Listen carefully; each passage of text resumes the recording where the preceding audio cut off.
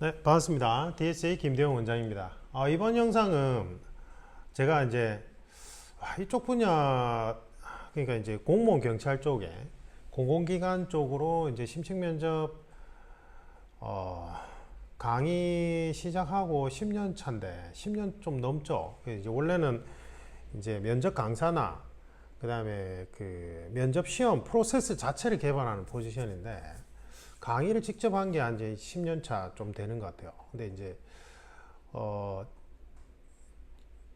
댓글에 이제 제가 이런 식으로 하면 그러니까 뭐 고환산자인데 그러니까 이제 필기하고 체력이 점수가 높아. 그래서 이제 면접 시험에서 그냥 형식적으로만 해도 합격할 거라는 뭐 학원가의 비전문가들의 그런 얘기를 듣고는 이제 안심하고 있다가 꽈락으로, 그러니까 필기 성적 상관없이, 필기 체력 성적 상관없이 면접을 너무 못 보면 떨어지거든요.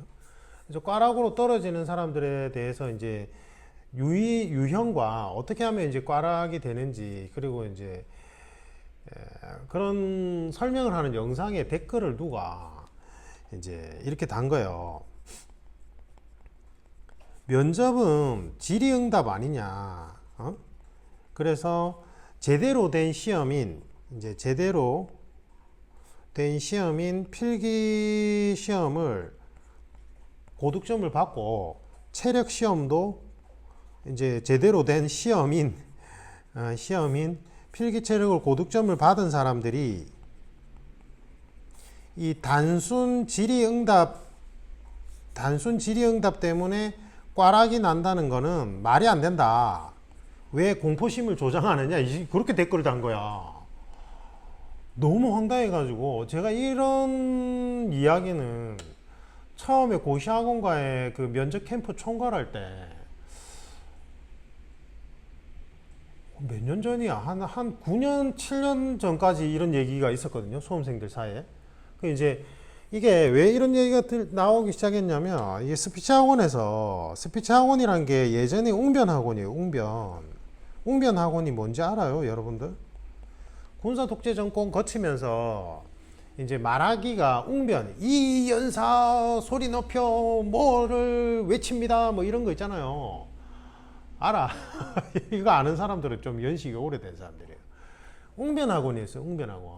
웅변 학원들이 이제 웅변이 별 쓸데없이 이게 이제 도움이 안 되니까 웅변 학원들이 스피치 학원으로 갈아탔단 말이에요. 그리고는 면접은 말하기는 스피치. 그러니까 면접 시험은 말하기 스피치다. 이렇게 이제 갖다 붙인 거야.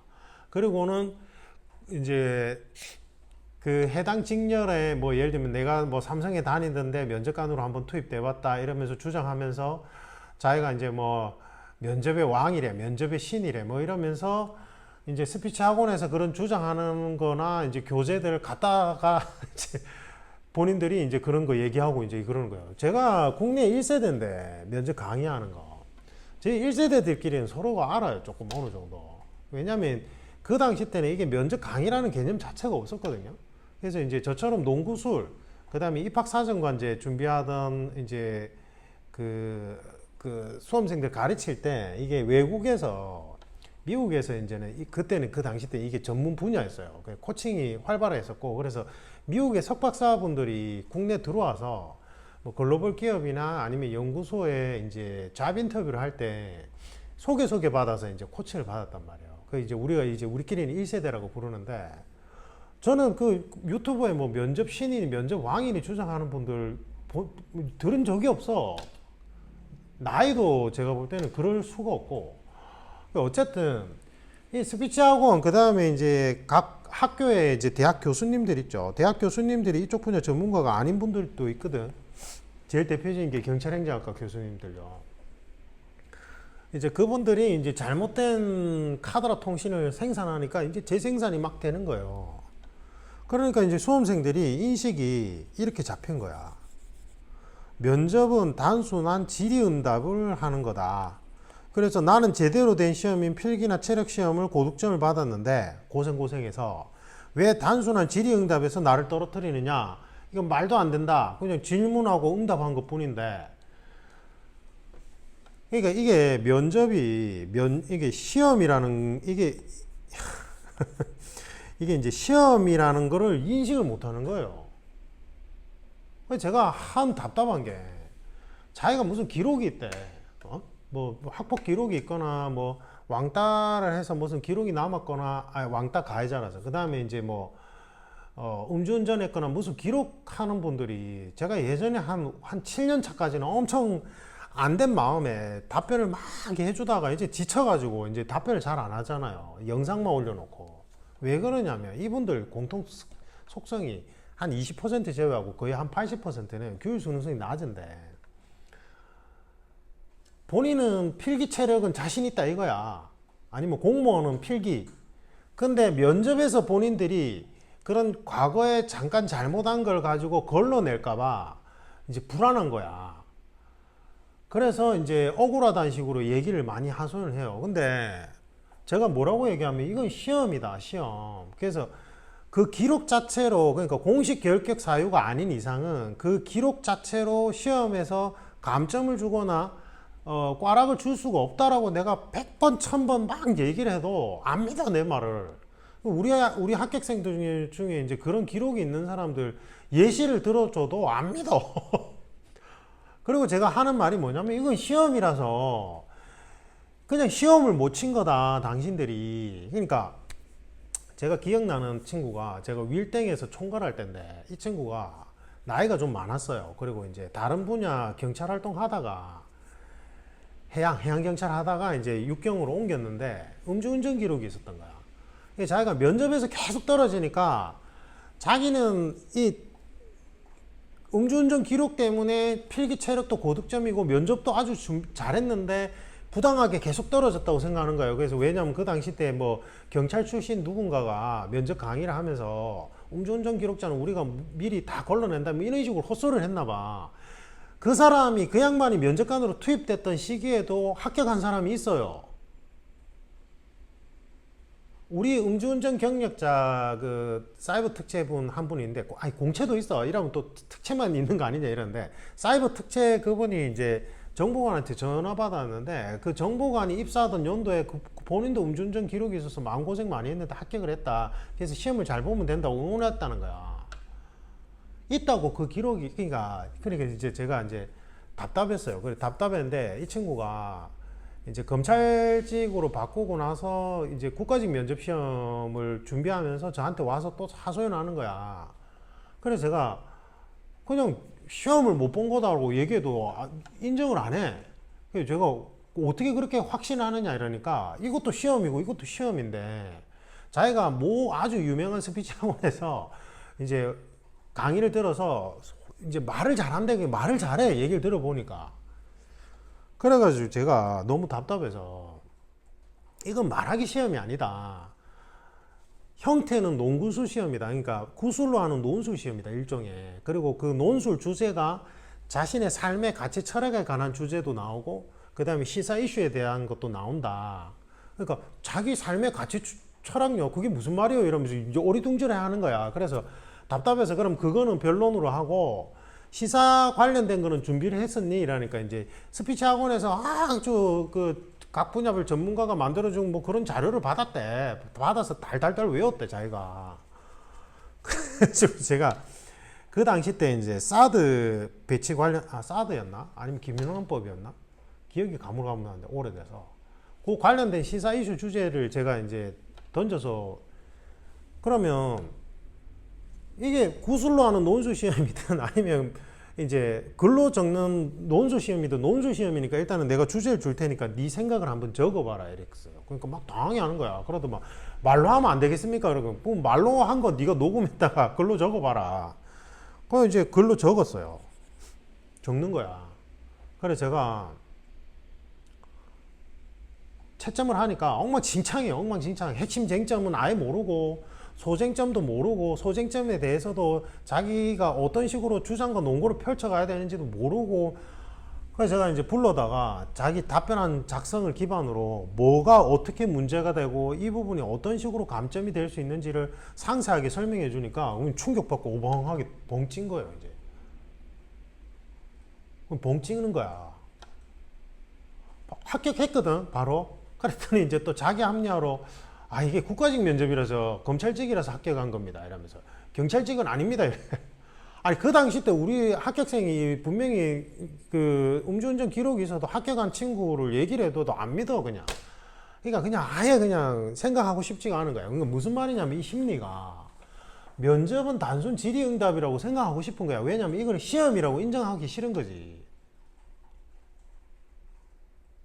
그러니까 자기가 시험을 못 봤다는 걸 인정을 못 하는 거예요. 이게 사람 심리가. 난 이해가 안 가요, 이게.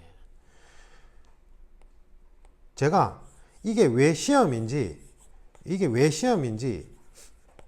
설명을 드릴게요. 그러니까 시험 구성 원리에 따라서 이게 왜 시험인지 과학적 근거를 대서 설명을 드릴 건데, 제가 우리 합격생들이나 지금 수강생들이 그 비전문적인 곳에서 코칭을 받고 이제 면접 시험을 준비하는 친구들하고 스터디를 하면 말을 하다가 막 우라통이 터진대. 이게 자기소개나 이제 관련된 자신의 인생의 가치 철학에 관한 시험 얘기를 할 때 본인이 어떠한 성장 배경상 어떻게 가치관을 형성해서 이제 어떠한 사람으로 이제 지금 가치관이 형성됐는지를 얘기하면 뭔가 서사적이야. 자꾸 에피소드를 하나를 넣어야 돼. 구체적인 경험담이 있어야 돼. 이런 거는 사실관계 위주로만 얘기를 해야 돼. 이러면서 이상한 소리를 한대. 그래서 제가 이제 그렇게 얘기하는 근거를 얘기해 보라고요. 말해봐라 이러면 근거는 없어. 그냥 그렇게 하면 안 된대. 대꾸할 가치가 없어요. 제가 생각할 때는. 시험 구성 원리상 과학적 구성 원리, 그러니까 시험 구성 원리상 과학적 근거를 얘기를 못하면 그게 무슨 의미가 있어요? 그 어떤 사람은 또 황당한, 제가 볼 때는 저기 경찰직 면접에서 제일 잘못된 카드라 통신을 제일 많이 생산한 선생 중에 한 명인데 또 이상한 소리를 했나 봐. 뭐 인사 친차가 면접, 뭐 이 얘기는 그냥 기니까. 자, 보세요. 이게 왜 시험인지 설명드릴게요. 시험은 크게 이제 정량평가 시험이 있고 정성평가 시험이 있어요. 정성평가 시험. 자, 요거는 여러분들 그냥 쉽게 객관식이라고 생각하면 돼요. 객관식. 이거는 서술형이라고 생각하면 돼요. 주관식도 틀린 표현이고 서술이에요. 서술. 자신의 생각을, 주장과 근거를 들어서 이제 이야기하는 거예요. 뭐 에세이라, 과제로는 에세이 같은 형태가 있을 수 있겠죠. 그래서 뭐 대한민국이 객관식 시험에 함정에 빠졌다 이러면서 수능으로 평가하는 것이 무조건 정당할 것이라고, 공명정대할 것이라고 생각하는 게 말이 안 되는 거다 이런 식으로 지금 요즘에 학자분들이 주장을 많이 하잖아요. 그러니까 여러분들이 지금 시험 준비한 거는 객관식 시험이죠. 필기가. 그 다음에 심층 면접 시험이 정성평가 시험이에요. 됐어요? 그래서 객관식으로 정량적으로 한 개 맞췄네, 한 개 틀렸네 이렇게 평가할 수 있는 게 정량 시험인 거고, 이게 가지는 한계성은 명확해요. 정량평가 시험이 가지는 한계성이. 인적성도 일종의 정량평가에 관한 건데, 이 인적성을 개발한 심리학자분들이 계속 주장하는 게 이건 그냥 단순 참고 자료로 사용해 달라고 계속 요청을 한단 말이에요. 그 다음에 IQ 개발지를 개발한 그 심리학자분들하고 저는 얘기를 한 적이 있는데, 그 IQ 개발 전문가 쪽 심리학자 선생님인데, 교수님인데, 제가 이제 한번 궁금해서 한번 여쭤봤어. 그게 정확도가 어느 정도 되냐니까 정확도가 절대 높지가 않다고. 그래서 본인 말로는 뭐 8종인가 있대요. IQ 테스트가. 근데 인간의 고차원적인 그러한 사고방식을 객관식 문항으로 이렇게 수치화한다는 것 자체가 말이 안 된대. 본인들도 개발하고 나서도 항상 개발의 한계성을 느낀다는 거예요. 인적성도 마찬가지예요. 사람의 인성과 적성을 객관식으로 평가를 내릴 수 있다는 게 말이 안 돼요, 애초에. 그래서 이거는 사람의 가치 철학에 관한 부분들, 나는 어떠한 성장 배경상 어떠한 가치관을 가지고 어떻게 인생을 바라보고 어떻게 국가를 바라보고 내가 근무하고자 하는 직종의 갈등 상황에서 어떠한 포지션으로 어떤 식으로 내가 문제를 해결하려고 하는지에 대한 방식들은 객관식으로 검증이 안 된단 말이에요. 그래서 이걸 정성평가 시험으로 검증하는 거예요. 근데 정성평가 시험으로 검증하기에는 면접관들이 제대로 된 교육을 안 받고 투입될 뿐더러 면접관들이 사전 정보를 입수를 해야지만 정성평가 시험의 정확도가 올라가기 때문에 인적성과 같은 그 다음에 이제 사전조사서와 같은 걸로 예전에 이제 생활기록부 이런 걸로 이제 사전 진단 도구라고 해요. 그거를 사전 진단 도구로 먼저 사전 정보를 입수해요. 내가 지금 마음이 급해서 좀 글씨를 날려 쓸게요. 요새 글씨 연습해서 글씨가 괜찮은데 지금 마음이 급해. 수업을 해야 돼서. 이해가 되죠? 그러면 사전 정보가 많으면은 그만큼 정성평가 시험의 정확도를 올리기 때문에 이걸 한다고. 근데 이게 또 학원가에서 인적성은 또 제가 그랬죠. 인적성을 무슨 번호를 찍어라 말하는 그 사람들 자체 전부 다 비전문가하고 사기꾼이에요. 그거는 제가 볼 때는. 제가 예를 들면 경찰 쪽에서 이쪽 분야 가장 전문가분들이 프로파일러 심리 분석관으로 들어가는 선생님들인데 그분들이 심리학 석박사 필드 관련해서 이제 경력이 한 7, 8년, 10년 되는 분들이거든. 제가 이분들 코칭할 때 제가 인적성 결과지에 대해서 정확하게 해석이 가능합니까? 물어보면 대부분 다 아니요, 저는 그쪽 전공이 아니라서 불가능해요. 이러거든. 근데 하물며 그냥 일개 면접 강사가 그것도 뭐 어디서 논술 하다가 온 밀집 면접 강사들 그 다음에 경찰 업무에 특화된 경찰 면접관들이 인적성 결과지를 어떻게 정확하게 분석하냐고요. 심지어 그거를 무슨 번호를 뭐를 할 때마다 뭘 하라고 얘기해가지고 그게 조작이 가능하다고 주장하는 거잖아. 이런 결과지는요, 이런 테스트들은 조작을 했을 때 신뢰도 측정 구간이라는 걸 만들어서 확 낮게 만들어요. 이 사람이 얼마나 이 시험에 진지하게 임했는지. 이 다른 영상에서 많이 해서 생략합시다. 무슨 말인지 이해가죠?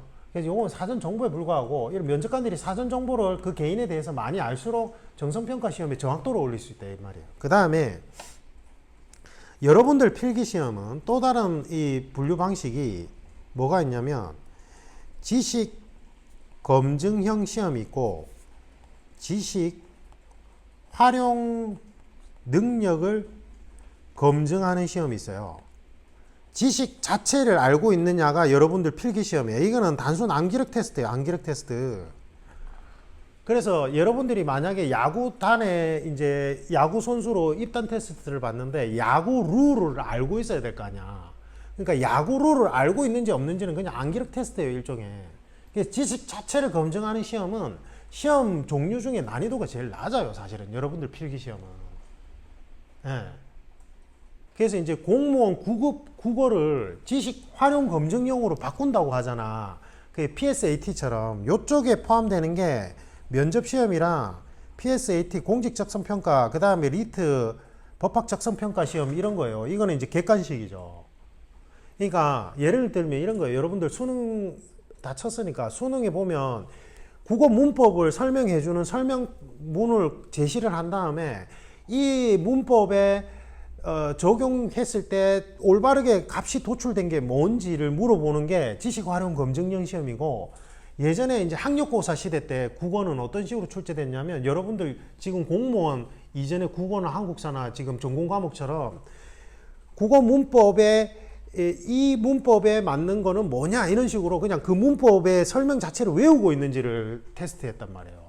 여기서는 그 문법의 룰 자체를 다 제시해줘. 그리고 거기서 내가 값을 넣어서 연산할 수 있는지 활용할 수 있는지를 검증하는 시험이라고. 이해가 되죠? 그러니까 여러분들 필기시험 점수 높게 받았다고 해서 막 윽스댈 필요 없어요. 이거는 시험의 난이도 중에 제일 낮은 시험이야. 암기력 테스트. 그래서 심층 면접을 계속 강화하려고 했던 거예요. 정성평가 시험이 이게 난이도가 높아.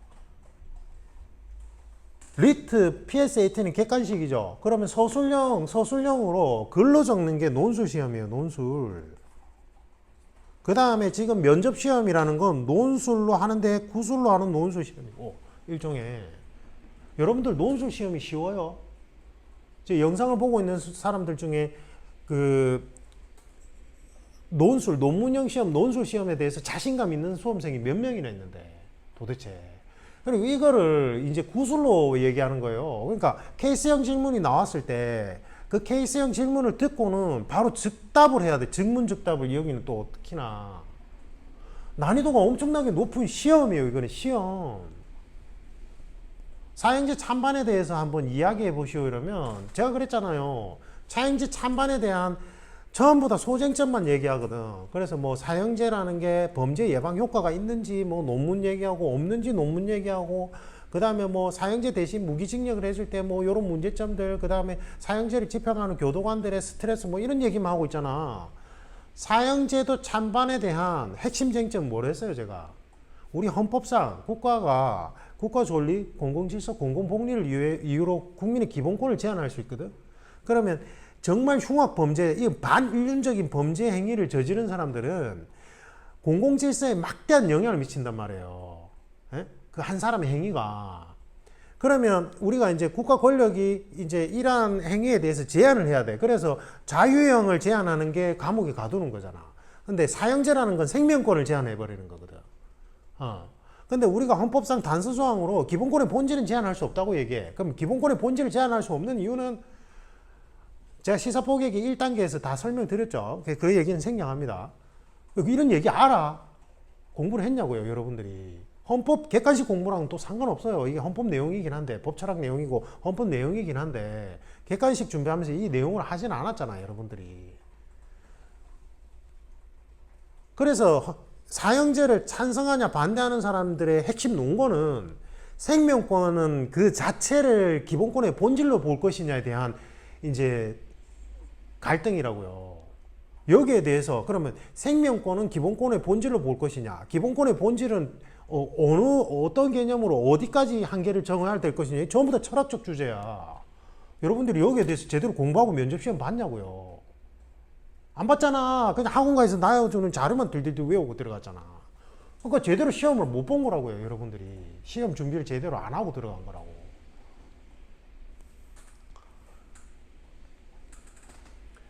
여러분들이 준비하는 거는 시험이에요, 시험. 그냥 단순 질의응답이 아니라 당신의 성장 배경에 대해서 얘기해 주시오. 이거는 그냥 단순 질문이 아니에요.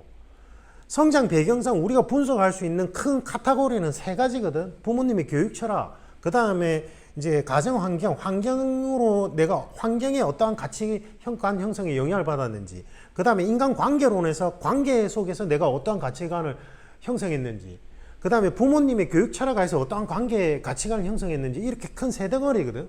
그럼 그 세 덩어리 안에서 나의 가치관 형성에 어느 요소가 제일 영향을 많이 미쳤는지를 분석한 다음에 그러한 요소가 나의 가치관 형성에 어떻게 연결이 되는지를 심층적으로 분석해서 얘기를 해야 된다고. 근데 이걸 성장배 그 스피치 학원 그런데 이게 저는 우애로운 부모님 앞에 아니 뭐 엄격하지만 자상하신 부모님 스라에 뭐 때론 투닥거리지만 때론 한 형제들과 함께 어디서 무엇을 자랐고 뭘 했고 뭐라 하면서 이제 서술형으로, 그러니까 사실관계 열거식으로 쫙 얘기하잖아. 지금 제가 얘기한 그 요소를 제대로 분석이나 심층적으로 분석해서 가치관 도출도 안 하고. 시험이라고, 시험.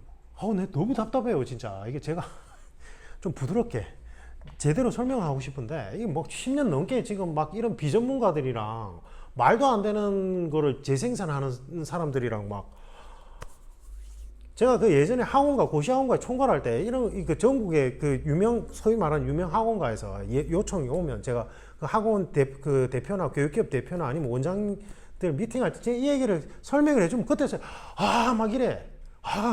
저희가 이게 어차피 필기과목 위주로 돌아가니까 면접 시험은 수익도 그렇게 크게 안 나고 저희 대충 운영했는데 부끄럽네요. 반성합니다. 이런 사람들이 거의 태반이었어요.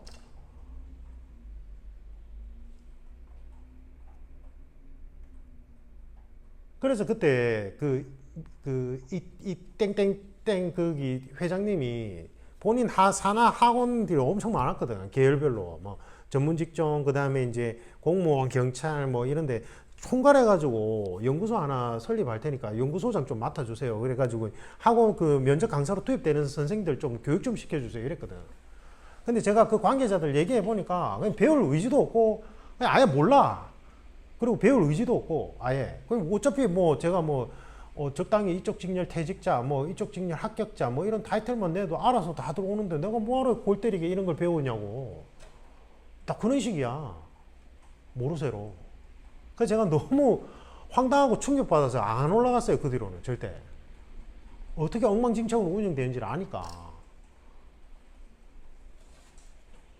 이게 어떻게 그냥 단순 질의응답 하는 거예요. 이게 시험이지. 시험 안에서도 난이도가 아주 높은 시험이에요. 그래서 사실은 면접관들도 면접관 교육, 집체 교육 받고 투입돼야 돼.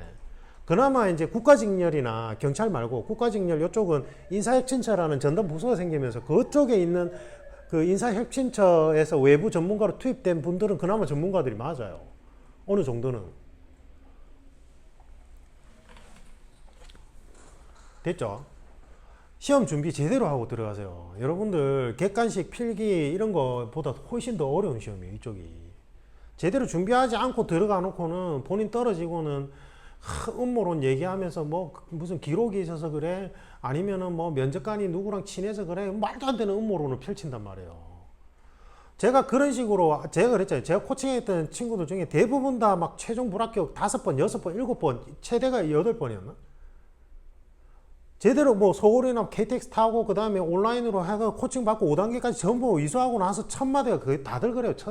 1차 코칭, 2차 코칭 받고 첫 마디가. 제가 그동안 엉터리로 시험 준비했네요. 이게 시험이네요. 이게 시험이라는 걸 이제 이해를 했어요. 이래요. 시험 준비하는 거예요, 여러분들. 그냥 단순히 가서 그냥 인터뷰, 잡 인터뷰 하듯이 그냥 질의응답 하는 게 아니고. 그래서 아까 그런 이상한 댓글 단 분은 차단했습니다. 차단해서 이걸 볼 수 있을지는 잘 모르겠는데. 이상입니다.